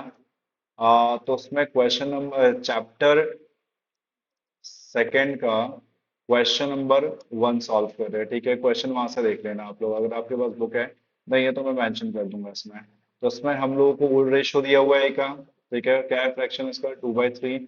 हमें बी का ओल्ड रेशियो दिया हुआ है 1/3। फिर इन लोगों ने मिलकर डिसाइड किया है कि अपना रेशियो चेंज करेंगे और 3/5 और 2/5 कर लेंगे। तो हमें ओल्ड रेशियो गिवन है, हमें न्यू रेशो गिवन है। किसका? दोनों का, ए और बी का। अब आपको सैक्रिफाइस और गेन लगाना है, तो आपको सिर्फ एक ही फॉर्मूला लगाना है बेटा। किसका? सैक्रिफाइस का। किसका फॉर्मूला लगाना है? सैक्रिफाइस का। और सैक्रिफाइस का फॉर्मूला क्या होता है? Old ratio minus new ratio. सबसे पहले ए में लगाएंगे। ए का ओल्ड रेशो क्या है? 2/3। आप ऊपर से देख सकते हो बेटा, अपने क्वेश्चन में भी देख सकते हो। 2/3 है, माइनस, है ना, 3/5। न्यू रेशो क्या है? 3/5। 3 और 5 का जब एलसीएम लेंगे तो 15 आएगा, और इसको सॉल्व करेंगे तो ऊपर 10 आएगा और इधर पे 9। थोड़ा सा बेटा सीख लीजिएगा ये, ठीक है ना। नहीं आएगा तो मुझे कमेंट कर दीजिएगा, तो ये भी मैं सिखा दूंगा आप लोगों को। तो यहाँ पे 10 - 9, तो पॉजिटिव का 1/15। तो इसमें क्या होता है, इस फॉर्मूले में पॉजिटिव रिजल्ट आए तो सैक्रिफाइस होता है बेटा, और नेगेटिव आएगा तो क्या होगा? गेन होगा। अगर बी की बात करें तो बी का पुराना रेशो 1/3 है, नया रेशो 2/5 है। माइनस कर देंगे एलसीएम, फिर से 15 ही आएगा, है ना। 5 1 5, 3 2 6, 6 में से 5 जाएगा तो माइनस का 1/15, और माइनस आए तो क्या होता है? गेन होता है। तो आपको ये लॉजिक यूज कर लेना है बेटा इस फॉर्मूले से, क्योंकि दोनों फॉर्मूले एक साथ हम यूज नहीं कर सकते हैं। तो इस कॉन्सेप्ट में क्या होता है कि अगर नेगेटिव रिजल्ट है तो भैया क्या है? ये गेन है, और पॉजिटिव रिजल्ट है तो क्या है? ये सैक्रिफाइस है। इतना याद कर लेना फॉर्मूला। ये 2 मार्क के क्वेश्चन है, एक बार करके देख लेना बेटा। एक क्वेश्चन मैंने बता दिया है, बुक भी बता दिया है, उसका सेकंड थर्ड ट्राई कर लेना। आगे बात करें तो goodwill, very very important question बेटा। इससे पक्का बता रहा हूँ, एक ना एक क्वेश्चन आना ही है गुडविल का। लगभग एमपी बोर्ड के अगर आप लोगों ने एग्जाम्स दिए हैं बिल्कुल अभी, तो उसमें गुडविल का एक क्वेश्चन जरूर मिला होगा। बहुत इजी अच्छा क्वेश्चन था उसमें, ठीक है। मैं पूरा कोशिश करूंगा कि हम लोग एक ही वीडियो में कवर कर पाए इसको। तो हम लोग यहाँ मेथड देख रहे हैं गुडविल निकालने के, तो 2 मेथड दिए हुए बुक में। एक है बेटा एवरेज प्रॉफिट और सुपर। मैं पूरा डिटेल में इसको नहीं बता पाऊंगा अभी, पर जो एग्जाम पॉइंट ऑफ व्यू से इम्पोर्टेंट रहेगा वो मैं जरूर बता दूंगा बेटा, ठीक है। तो पहले हम लोग एवरेज प्रॉफिट को समझ लेते हैं। यहाँ पे एवरेज प्रॉफिट के हिसाब से गुडविल को, तो कैलकुलेशन ऑफ गुडविल, हम लोग गुडविल निकालना सीखेंगे ऑन द बेसिस ऑफ कौन सा प्रॉफिट? Average profit. कौन सा प्रॉफिट बेटा? Average profit. तो एवरेज प्रॉफिट के हिसाब से गुडविल का फॉर्मूला होता है, goodwill equals to average profit into number of purchase year. क्या फॉर्मूला होता है बेटा? Average profit into number of purchase, average profit into number of purchase year. Formula बिल्कुल रट लेना, क्या पता 3 मार्क में क्वेश्चन मिल जाए कहीं ना कहीं पे। अब एक क्वेश्चन मैं फिर से बता देता हूँ। क्वेश्चन नंबर 4 है, बुक वही रहने वाली है, राठी की बुक अकाउंटेंसी, ठीक है। उसमें क्वेश्चन नंबर 4 आप पढ़ लीजिएगा। उसमें क्या क्या दिया हुआ है? आपको गुडविल निकालना है, 3 ईयर का परचेस है। 3 ईयर का क्या है बेटा? इसमें परचेस है, ऊपर फॉर्मूला इसको रिलेट कर लेना। और एवरेज निकालना है आपको 5 ईयर्स का। कितने सालों का? 5 ईयर। कितने सालों का बेटा? 5 ईयर। तो यहाँ पे 5 ईयर का जो प्रॉफिट लॉस है वो ऐड कर दिया। तो पहले 2 लाख का प्रॉफिट, फिर 1.5 लाख का, फिर 30,000 का लॉस है तो उसको हमने माइनस कर दिया। ध्यान देना, इसको माइनस करना होता है यहाँ पे, ये इंपॉर्टेंट है, प्लस मत कर देना। या तो ब्रैकेट में ऐसे लगा होगा तो समझ जाना। फिर 3 लाख का प्रॉफिट है, फिर 3,80,000 का प्रॉफिट है। और डिवाइड हम किससे करेंगे बेटा? 5 से। 5 ईयर है तो 5 से करना है, 4 ईयर हो तो 4 से करना है, 3 ईयर है तो 3 से कर देना है, ठीक है ना। आपको दिया रहेगा 5 ईयर का एवरेज निकालना है, 4 ईयर का निकालना है, 3 ईयर का। काउंट भी कर सकते हो, 1 2 3 4 5, तो ये 5 ही है। तो कॉमन सेंस भी लगा लेना है। तो सॉल्व करेंगे तो 10 लाख आएगा, डिवाइड 5 से करेंगे तो 2 लाख रुपए एवरेज आ गया। गुडविल का फॉर्मूला ऊपर दिया हुआ है, बिल्कुल याद कर लो। Average profit into number of purchase year, average profit into number of purchase year. Average profit 2 lakh अभी आया अपना, ये 10 लाख डिवाइडेड बाई 5 से, और 3 परचेस ईयर दिया हुआ है, इंटू कर दो, 6 लाख की गुडविल आ जाएगी बेटा। बहुत ही सिंपल सा क्वेश्चन है, आ गया तो बढ़िया 3 नंबर मिलेगा आपको, ठीक है। अब जो आगे है, तो ये तो काफी धुंधला हो गया है, क्या हो गया इसमें, ठीक है, देखे जरा। तो कैलकुलेशन ऑफ गुडविल मैं बताने की कोशिश करता हूँ बेटा, ठीक है, लोड नहीं लेना है, मैं बता दूंगा। और ये बहुत ज्यादा इंपॉर्टेंट क्वेश्चन है। तो हम लोग यहाँ पे क्या देखेंगे, calculation of goodwill on the basis of super profit. कौन सा प्रॉफिट, सुपर। यहाँ पे लिख देता हूँ, मैं कोशिश करता हूँ लिखने की, ठीक है। सुपर प्रॉफिट, कौन सा प्रॉफिट, सुपर प्रॉफिट के हिसाब से गुडविल निकालना सीखेंगे हम लोग। तो सुपर प्रॉफिट के हिसाब से गुडविल के दो फॉर्मूले होते हैं, कितने होते हैं, दो होते हैं। पहला होता है super profit into number of purchase year, जो कि एवरेज जैसा ही है। और दूसरा बहुत इंपॉर्टेंट है, super profit into 100 upon rate. बेटा ये आर है, ठीक है, RATE, रेट। तो सुपर प्रॉफिट, ठीक है, इनटू 100 अपॉन रेट, ये किसका फॉर्मूला है, गुडविल का है। तो सुपर प्रॉफिट के हिसाब से गुडविल के दो फॉर्मूले होते हैं, कितने फॉर्मूले होते हैं, दो। पहला होता है super profit into number of purchase year, और दूसरा होता है super profit into 100 upon rate. बेटा थोड़ा सा ब्लर हो गया है, इसको देख लेना, मैं रिपीट कर रहा हूँ, जो आवाज है उसको थोड़ा सा सुन लेना। Super profit into number of purchase year पहला फॉर्मूला है, और दूसरा क्या है बेटा, super profit into 100 upon rate, super profit into 100 upon rate. अब सुपर प्रॉफिट के लिए हमें नॉर्मल प्रॉफिट चाहिए, और ये ऑब्जेक्टिव में भी आता है फॉर्मूला, ठीक है ना, थोड़ा ध्यान से पढ़ लेना। नॉर्मल प्रॉफिट का फॉर्मूला होता है capital into rate upon 100, capital into rate upon 100।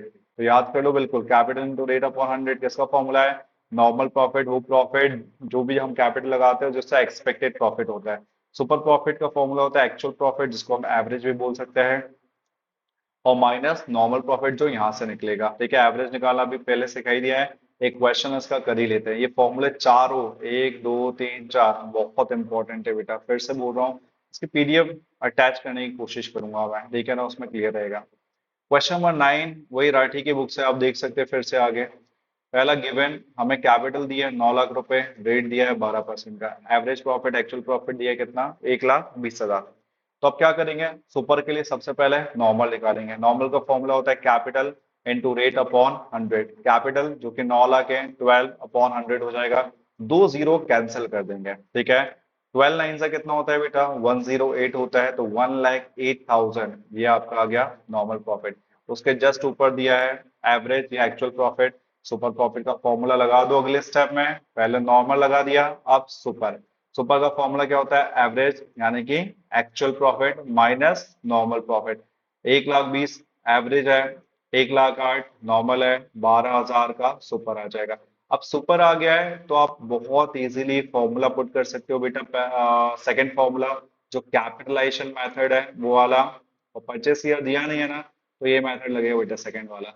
तो सुपर प्रॉफिट 12,000 है, वैल्यू रख दी, इंटू 100, 100 रेट है, 12% का सॉल्व करा, तो अपना आंसर आ गया 1 लाख रुपए। कोई दिक्कत तो नहीं है, ये क्वेश्चन 4 मार्क में आ जाता है बेटा, और बहुत ईजी है, ठीक है ना, बहुत ज्यादा ईजी। टाइम नहीं है, नहीं तो मैं बहुत अच्छे से और चीजें बताता आपको। सेकंड एक और परचेस ईयर वाला भी एक क्वेश्चन देख लो, आ गया तो कर लेना।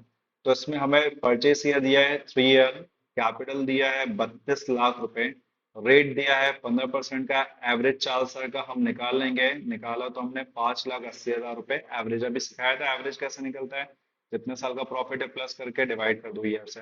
नॉर्मल अब भी सिखाया था, कैपिटल इंटू रेट अपॉन 100, तो 32 लाख की कैपिटल इंटू 15, तो आएगा 4,80,000, ये आ गया normal profit. Super profit, average profit minus normal profit, 580 का एवरेज है, 480 का नॉर्मल है, भाई माइनस कर दो तो 1 लाख रुपए आपका क्या आ गया, सुपर प्रॉफिट। गुडविल का फॉर्मूला आप लगा देंगे, पहला वाला, ठीक है। परचेस ईयर दिया है तो परचेस ईयर वाला ही लगाना है, ठीक है ना, दूसरा नहीं लगाना है। जब हमें परचेस ईयर नहीं दिया हो तो फिर दूसरा वाला लगाना है। तो super profit into number of purchase year 3 है, तो आपका गुडविल कितना आ गया बेटा, 3 लाख रुपए। ये दो क्वेश्चन ट्राई करके देख लेना, जिनका भी परसों पेपर है, ठीक है ना, जिनका भी 14 को पेपर है बेटा वो देख लेना, ठीक है। हम लोग थर्ड चैप्टर की तरफ जाएंगे। थर्ड चैप्टर में थ्योरी की बात करें तो बहुत ज्यादा क्वेश्चन है नहीं, तो न्यूमेरिकल बहुत है, पता नहीं आप लोगों ने किया होगा कि नहीं अभी तक के। तो explain the meaning and condition of admission of a new partner, ठीक है। When a new partner is admitted in the firm, with the consent or permission of present partner, then such situation is called admission. तो जब भी new partner admit होता है firm में सबकी permission के बाद, जो भी पुराने पार्टनर्स हैं, उस सिचुएशन को हम लोग क्या बोलते हैं? Admission of a new partner. Following are the needs और condition of the admission. First, to get capital. क्यों एडमिशन देते हैं?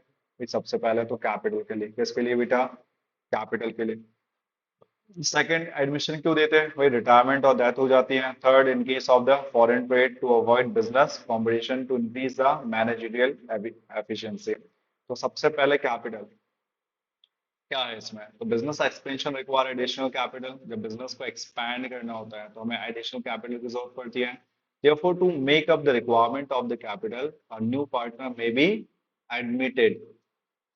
A second point, on retirement or death of the partner. Retirement or death of the partner. A new partner may be admitted to fill up the requirement created due to retirement or death of the partner. यानी कि हम नए partner को admission देते हैं. इसके लिए retirement और डेथ, क्योंकि रिटायरमेंट और डेथ की वजह से उसकी जगह खाली हो जाती है. उस खाली जगह को फिलअप करने के लिए हम लोग क्या करते हैं बेटा? न्यू पार्टनर को एडमिशन देते हैं. तो फर्स्ट पॉइंट क्या है? To get capital. Second point क्या है? Retirement, death of the partner. Third point है, in case of the foreign trade, अगर हमें अपना बिजनेस फॉरेन कंट्रीज में भी एक्सपैंड करना होता है तो हम उस पर्टिकुलर कंट्री के किसी एक पर्सन को अपना क्या बना लेते हैं? पार्टनर बना लेते हैं, ताकि वो हमारा बिजनेस उस कंट्री में क्या कर ले? देख ले. तो तीन पॉइंट इसके इंपॉर्टेंट है. कौन कौन से इसमें देख लेते हैं हम लोग. पहला क्या है? To get capital. सेकेंड है रिटायरमेंट और death of the partner. Third है इसमें in case of the foreign trade. Fourth point है इसमें टू अवॉइड बिजनेस कंपटीशन. कभी कभी हम लोग क्या करते हैं? बिजनेस में जो कंपटीशन है उसको अवॉइड करने के लिए भी नए पार्टनर को हम एडमिशन दे देते हैं. देखो, जो भी हमारा कंपटीशन है, अगर उसे हम अपना पार्टनर ही बना लें तो हमारा कंपटीशन क्या हो जाएगा बेटा? अवॉइड हो जाएगा या एंड हो जाएगा. तो कभी कभी बिजनेस के कंपटीशन को अवॉइड करने के लिए हम लोग क्या करते हैं? न्यू पार्टनर को एडमिशन. इसका एग्जाम्पल आपको वीआई देखने को मिलेगा. ठीक है ना? वीआई, वोडाफोन और आइडिया अलग अलग कंपनी हुआ करती थी, दोनों मर्ज हो गई, कंपटीशन अवॉइड हो गया. इसी को हम बोलेंगे इसका exam. To increase the managerial efficiency, कभी कभी मैनेजमेंट की एफिशिएंसी को बढ़ाने के लिए किसी अच्छे पर्सन को हम फॉर्म में क्या कर सकते हैं? एडमिशन दे सकते हैं. फिर अगला क्वेश्चन बेटा बहुत ही इंपॉर्टेंट क्वेश्चन है, फाइनल में कई बार आ चुका है, फिर अभी रिपीट हो सकता है. Following are the rights are given to the new partner. नए पार्टनर को राइट्स, पहले बेटा right on the business property और राइट टू शेयर प्रॉफिट. बहुत इजीली आप अपने मन से लिख सकते हो. Right on the business property यानी कि बिजनेस की प्रॉपर्टीज पे right. Similar to the old partner, new partner get right on the assets और प्रॉपर्टी ऑफ द बिजनेस. यानी कि दूसरे पार्टनर की तरह, ओल्ड पार्टनर की तरह, नए पार्टनर को भी बिजनेस के एसेट्स और प्रॉपर्टी के ऊपर पूरा अधिकार रहेगा. Right to share profit. ठीक है, सेकंड क्या है? Right to share profit. यानी कि बिजनेस में जो भी प्रॉफिट होगा, ठीक है, उसमें नए पार्टनर को भी पूरा हिस्सा दिया जाएगा. तो दो राइट्स के नाम बिल्कुल याद कर लो. ये क्वेश्चन 2 मार्क में रेडी है बिठाने के लिए. ठीक है ना? तो पहला क्या है? Right on the business property. Second क्या है? Right to share profit. फिर एक अलग से क्वेश्चन पूछा जा सकता है कि लीगल स्टेटस बताइए किसका? न्यू पार्टनर का. तो as per the Indian partnership act 1932, a new partner is not responsible, बढ़िया लिखा हुआ है बेटा, ठीक है, is not responsible for any action carried out before his or her admission. तो बढ़िया लिखा है. इंडियन पार्टनरशिप एक्ट कहता है कि new partner is not responsible, नया पार्टनर रिस्पॉन्सिबल नहीं है. ठीक है, एडमिशन से पहले जो भी एक्शन हुए हैं, चीजें हुई है, उसके लिए वो जिम्मेदार नहीं है. पर क्या है? अगर कोई पार्टनर रिटर्न में कोई लायबिलिटी को एक्सेप्ट करता है, किस फॉर्म में बेटा? रिटर्न में कोई रिस्पॉन्सिबिलिटी लेता है, तब वो रिस्पॉन्सिबल होगा, अदरवाइज नहीं होगा. तो लीगल स्टेटस याद कर लो, 2 नंबर में पूछना है आपसे. तो इस चैप्टर में इतने ही क्वेश्चन है. थ्योरी के खास करके एक मीनिंग पूछ लेगा आपसे, फिर नए पार्टनर की कंडीशन बताइए क्यों एडमिशन देता है. बहुत ही अच्छा क्वेश्चन है, 2-3 नंबर में बार बार आता रहता है आपके बोर्ड में. थर्ड, ये 2 मार्क में बहुत ही फेवरेट क्वेश्चन है बेटा एग्जामिनर का. Right on the business property और राइट टू शेयर प्रॉफिट. और थर्ड, लीगल स्टेटस तो बता ही दिया मैंने आपको. ठीक है, तो ये चैप्टर क्लोज होता है थ्योरी के मामले में. इसके न्यूमेरिकल्स बेटा बिल्कुल आपको करना है. इसमें से मैं बता देता हूँ, रेशो का एक क्वेश्चन आएगा. ठीक है ना? और एक क्वेश्चन रिवैल्यूएशन का आएगा। किसका आएगा? रिवैल्यूएशन का। अब मेरे पास इतना टाइम नहीं है कि मैं आपको रिवैल्यूएशन अकाउंट इस वीडियो में बता पाऊँ, और मैंने अपनी तरफ से बोल दिया है। अगर आपको थोड़ा बहुत भी आता है तो रेशो को थोड़ा सा बना लेना। रेशो की कंडीशन होती है एक पार्टनर सेक्रीफाइस करता है, दोनों इक्वली करता है। बहुत सारे क्वेश्चन है, स्टार्टिंग के 8-10 क्वेश्चन भी कर लोगे तो काम बन जाएगा रेशो में। अगले चैप्टर की अगर हम लोग बात करें तो चैप्टर का नाम क्या है बेटा? रिटायरमेंट और डेथ ऑफ द पार्टनर। ठीक है, इसमें भी थ्योरी के ज्यादा क्वेश्चन नहीं है, न्यूमेरिकल काफी है, बट ठीक है, हम सिर्फ थ्योरी के लिए ये लेक्चर रिकॉर्ड करें। और ये लेक्चर सिर्फ थ्योरी के लिए रहेगा बेटा। पहला ही question, explain the meaning and causes of retirement. भाई क्या मीनिंग और कॉजेज रिटायरमेंट के क्या होते हैं? तो separation of the partner from the partnership business is called the retirement of the partner. बहुत ही बढ़िया लिखा है। अगर कोई भी पार्टनर पार्टनरशिप फर्म से सेपरेट हो जाता है तो उसको हम लोग क्या बोलते हैं बेटा? रिटायरमेंट। अब रिटायरमेंट के बहुत सारे कारण होते हैं, ठीक है, ये 2 मार्क में क्वेश्चन बहुत बार पूछते रहते हैं लोग।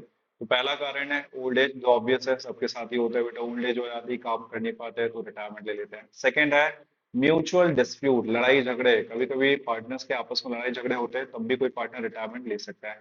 Insolvency, insolvency of the partner, कोई पार्टनर अगर दिवालिया हो जाए। देखो, इंसॉल्वेंट उस पर्सन को कहा जाता है जो अपने लायबिलिटीज को पे नहीं कर सकता है, ठीक है, उसको क्या बोलते हैं हम? इंसॉल्वेंट कहते हैं। तो स्टार्ट देयर ओन बिजनेस, खुद का बिजनेस स्टार्ट करने के लिए भी पुराने बिजनेस से रिटायरमेंट ले सकता है। कंटिन्यूअस लॉस, लगातार लॉस हो रहा है तब भी वो रिटायरमेंट ले सकता है। ओके, तो मैंने 3-4 point causes of retirement, 2 marks में क्वेश्चन आ सकता है। 3 मार्क्स में भी आए तो थोड़ा मन से बनाने की कोशिश करिएगा बेटा। Old age of the partner, mutual dispute, insolvency of the partner to start their own business और कंटिन्यूअस लॉस। नेक्स्ट है expulsion of a partner. Expulsion का मतलब होता है निकालना, ठीक है ना? क्या निकालना? कोई पार्टनर को हम निकालते कब है? तो for committing action against the provision of the partnership deed. अगर कोई पार्टनर पार्टनरशिप डीड के अगेंस्ट जाके कोई काम कर रहा है तो देन और interest of the firm, the partner can be expelled. Expel का मतलब निकालना, from the partnership firm as per the section 33(1) Indian partnership act 1932। it is necessary that written notice, ये याद रखिएगा बेटा, written notice is issued to the partner, ताकि वो अपना रीजन, उसको रीजन पता चले बेटा। ठीक है, तो अगर कोई पार्टनर पार्टनरशिप डीड के अगेंस्ट जाके काम कर रहा है, ठीक है, पार्टनरशिप फर्म के इंटरेस्ट के अगेंस्ट जाके काम कर रहा है, तो उसको हम लोग क्या कर सकते हैं? फर्म से निकाल सकते हैं, पर निकालने से पहले उसको कारण बताना पड़ेगा, नोटिस, रिटन नोटिस देके। अच्छा क्वेश्चन है 2 मार्क के लिए। फिर एक है फॉलोइंग आर द पॉइंट्स, ठीक है, लीगल क्वेश्चन क्या होती है? तो भाई फॉलोइंग आर द पॉइंट्स, ठीक है, लीगल पॉइंट्स जो भी है लीगल क्वेश्चन के लिए। Retiring partner, liability for past debt. देखो, एक जो रिटायरिंग पार्टनर जो होता है वो लायबल होता है पुराने सभी डेट, उधार के लिए, ठीक है ना, मतलब उसको पुराने सारे उधार चुका के जाने पड़ते हैं। Second, liability for future, future की लायबिलिटी के लिए वो बिल्कुल भी लायबल नहीं होता है। फ्यूचर में आप क्या कर रहा है, मतलब फ्यूचर में कोई उधार वगैरह है, कोई लोन लेके कंपनी बैठी हुई है, फर्म बैठी हुई है, तो उसके लिए वो जिम्मेदार नहीं होता है। Right to share due amounts, यानी कि जो भी उसके अमाउंट्स ड्यू है उसको उसका शेयर लेने का पूरा अधिकार होगा। जैसे गुडविल का शेयर मिलेगा, रिजर्व्स मिलेंगे, एक्यूमुलेटेड प्रॉफिट में जो भी हिस्सा है उसको मिलेगा। वैसे 3-4 उसके लीगल कंडीशंस होती है जो कि वो फुलफिल करके जा सकता है बेटा। ठीक है, तो हमें ये सारी चीजें देनी पड़ेगी। अगर हम लोग बात करें उसके बाद नेक्स्ट क्वेश्चन की तरफ जाएं, तो सेटलमेंट, ये काफी बार पूछा गया क्वेश्चन है बेटा। Explain settlement of the amount due to the retiring partner. Retiring partner को सेटलमेंट कैसे करेंगे अमाउंट के उसके? तो पहला तरीका है भाई लमसम। अगर आपके पास पैसा है, कंपनी के फर्म के पास पैसा है, तो इकट्ठा पैसा दे देगी, उसको हम लमसम कहेंगे। अगर पैसा नहीं है तो उसको हम एक बिल भी दे सकते हैं, acceptance of bills of the amount payable हो जाएगा। फिर अगर इंस्टॉलमेंट में अगर देना चाहे तो इंस्टॉलमेंट में भी दे सकते हैं, और अगर एन्युटी से देना चाहे तो एन्युटी से भी दे सकते हैं। तो 4 कंडीशन है, कोई से भी 2 कंडीशन आ सकती है, 3 कंडीशन आ सकती है, आप चारों पढ़ लेना। अब इसका पूरा क्वेश्चन इसमें नहीं है, पर आप बुक में देखिएगा तो बुक में मीनिंग भी दी है सबकी, और जर्नल एंट्री भी दी है बेटा, ठीक है ना, वो अच्छे से देख लेना। और बढ़िया 2 पॉइंट अच्छे से बना लेना इसमें से, ठीक है, आ सकता है 2-3 नंबर का। तो लमसम पेमेंट होता है, एक्सेप्टेंस ऑफ बिल होता है, पेमेंट इंस्टॉलमेंट होता है, और पेमेंट बाय एन्युटी होता है। कोई दिक्कत तो नहीं है इसमें? थोड़ा सा और आगे बढ़े, ठीक है, इस चैप्टर में इतना ही था। चैप्टर 4 में थ्योरी के ज्यादा क्वेश्चन नहीं थे, मीनिंग पूछेगा, कॉजेस ऑफ रिटायरमेंट पूछेगा, एक्सपल्शन पूछ लेगा, लीगल पोर्शन पूछ लेगा बेटा, ठीक है। सेटलमेंट के 2 पॉइंट को इसे पूछ लेगा, पढ़ लीजिएगा। नेक्स्ट क्वेश्चन की तरफ जाए, सॉरी नेक्स्ट चैप्टर की तरफ जाए, तो चैप्टर नंबर 5 है अपना, लास्ट चैप्टर रहेगा बेटा आज के वीडियो का। बहुत इंपॉर्टेंट क्वेश्चन है, इसमें से दो दो नंबर के क्वेश्चन आते हैं, ठीक है, 2 या 3 बस इतना ही। तो चैप्टर का नाम है dissolution of the partnership firm. Dissolve होना मतलब खत्म होना, पार्टनरशिप फर्म खत्म हो रही है, खत्म होने पे क्या अकाउंटिंग होती है। तो पहले थ्योरी देख लेते हैं इसके। पहले ही क्वेश्चन वो आपसे पूछेगा 2-3 मार्क्स में, डिसोल्यूशन ऑफ द फर्म और डिसोल्यूशन ऑफ पार्टनरशिप में क्या डिफरेंस है। तो पहला पहला पॉइंट है बेसिस में बेटा, इफेक्ट ऑन बिजनेस। जब फर्म डिसॉल्व होती है तो बिजनेस पे क्या इफेक्ट पड़ता है। तो फर्म क्लोजेस डाउन, फर्म क्या हो जाती है बेटा, बंद हो जाती है, firm closes down and business is discontinued. Firm close down, business discontinued. और दूसरी तरफ ये कब होता है, जब डिसोल्यूशन ऑफ फर्म होता है, मतलब फर्म ही खत्म हो गई आपकी। भाई फर्म खत्म हो गई तो बिजनेस भी क्या हो जाएगा, बंद हो जाएगा, या तो बिजनेस डिसकंटिन्यू हो जाएगा। पर पार्टनरशिप डिसॉल्व होगी, मतलब एक पार्टनर छोड़कर चला गया, एक पार्टनर रिटायर हो गया, एक पार्टनर की डेथ हो गई, तो उस केस में फर्म बंद नहीं होती, firm continue to do business, firm आगे भी काम करती रहती है। तो पहला पॉइंट हमने याद कर लिया कि बिजनेस पे क्या इम्पैक्ट पड़ेगा दोनों का। फर्म डिसॉल्व होगी तो फर्म क्लोज हो जाएगी, और अगर पार्टनरशिप डिसॉल्व होगी तो फर्म आगे काम करती रहेगी।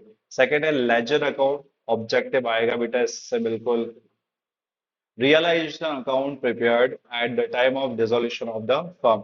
यानी कि रियलाइजेशन अकाउंट बनाया जाता है बेटा, क्या बनाया जाता है, realisation account is prepared at the time of dissolution of firm. Firm dissolve होती है तो रियलाइजेशन अकाउंट बनता है, पर जब पार्टनरशिप डिसॉल्व होती है तो रिवैल्यूएशन अकाउंट बनता है। ये लेजर बिल्कुल ऑब्जेक्टिव आएगा बेटा इससे। इफेक्ट ऑन ईच अदर, एक दूसरे पर क्या इम्पैक्ट पड़ता है। तो dissolution of the firm necessarily means dissolution of partnership. इसका मतलब अगर फर्म डिसॉल्व तो पार्टनरशिप भी डिसॉल्व। पर दूसरी तरफ अगर पार्टनरशिप डिसॉल्व होती है तो डज नॉट मीन, मतलब ये मतलब नहीं है कि फर्म भी डिसॉल्व हो जाएगी। पार्टनरशिप डिसॉल्व होती है तो फर्म डिसॉल्व नहीं होती है, पर अगर फर्म डिसॉल्व होती है तो पार्टनरशिप भी डिसॉल्व हो जाती है। ठीक है, बहुत ही अच्छा क्वेश्चन है, फाइनल में आने वाला क्वेश्चन है, कई बार आ चुका है बेटा, प्रीवियस ईयर के पेपर आप देख सकते हो। ठीक है, तो इफेक्ट ऑन बिजनेस बता दिया, लेजर रियलाइजेशन और इवैल्यूएशन बनता है, एक दूसरे पे क्या इम्पैक्ट पड़ता है, ये ऑब्जेक्टिव है इसमें। Explain the methods of dissolution of the partnership firm, यानी कि कितने तरीके से पार्टनरशिप फर्म का डिसोल्यूशन हो सकता है। तो 2 मेथड्स है, without the intervention of the court और by the order of the court. दो तरीके हैं, इंटरवेंशन और बाय द ऑर्डर। तो हम पहले विदाउट द इंटरवेंशन को अच्छे से समझ लेते हैं बेटा। तो पहला है dissolution by agreement. Without the intervention का मतलब होता है कोर्ट बीच में नहीं आती है और फर्म डिसॉल्व हो जाता है।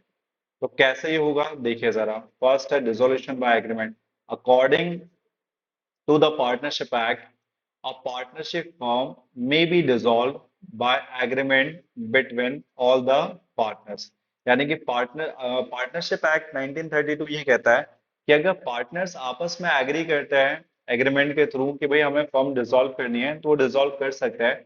ऐसे में कोर्ट को बीच में आने की जरूरत नहीं पड़ेगी। सेकेंड है कंपल्सरी डिसोल्यूशन। ठीक है, तो any partnership firm can be compulsory dissolve in any of the following condition. ये अलग से 2 नंबर का क्वेश्चन आएगा बेटा इसका, कि एक्सप्लेन कंपल्सरी डिसोल्यूशन, या 2 कंडीशन बताइए, तो आप उसमें लिख देना इंसॉल्वेंसी और इलीगल बिजनेस।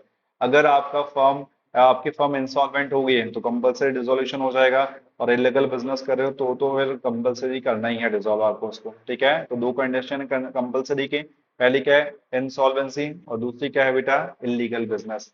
थर्ड है डिसोल्यूशन ऑन कॉन्टिजेंसीज। कॉन्टिजेंसीज मतलब कुछ अदर रीजंस, कारण हो सकते हैं।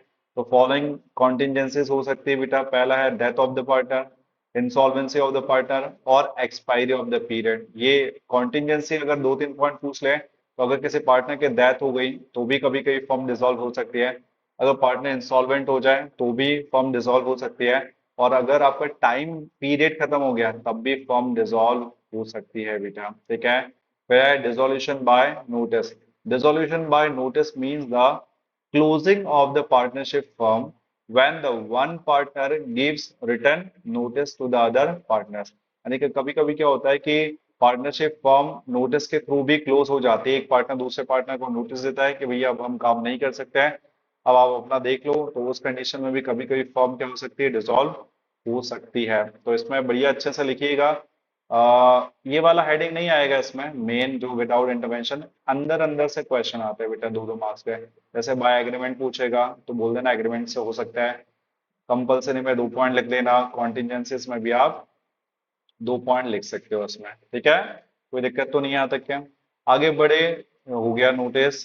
आगे एक और क्वेश्चन है, dissolution bye the order of the court, second topic है इसका।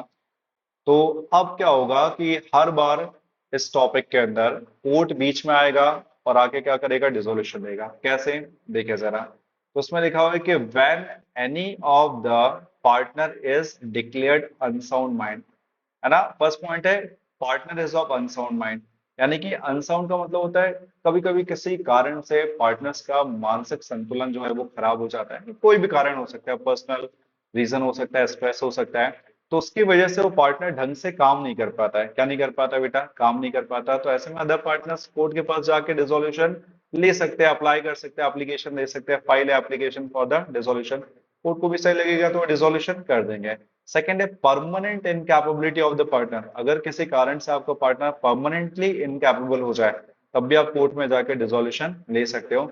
मिसकंडक्ट ऑफ द पार्टनर, अगर कोई पार्टनर आपसे मिसकंडक्ट कर रहा है, मिसकंडक्ट कर रहा है जिससे बिजनेस हार्म हो रहा है, ऐसे में आप कोर्ट जाके क्या कर सकते हो बेटा, डिसोल्यूशन ले सकते हो। तो कोर्ट कब कब डिसोल्यूशन दे सकता है, तो 2-3 पॉइंट पूछ ले आपसे। तो partner is of unsound mind पहला हो सकता है, permanent incapability of the partner, and है मिसकंडक्ट बाय द पार्टनर। अब एक बहुत ही इंपॉर्टेंट डिफरेंस हम पढ़ने जा रहे हैं बेटा। डिफरेंस है, difference between revaluation and realisation.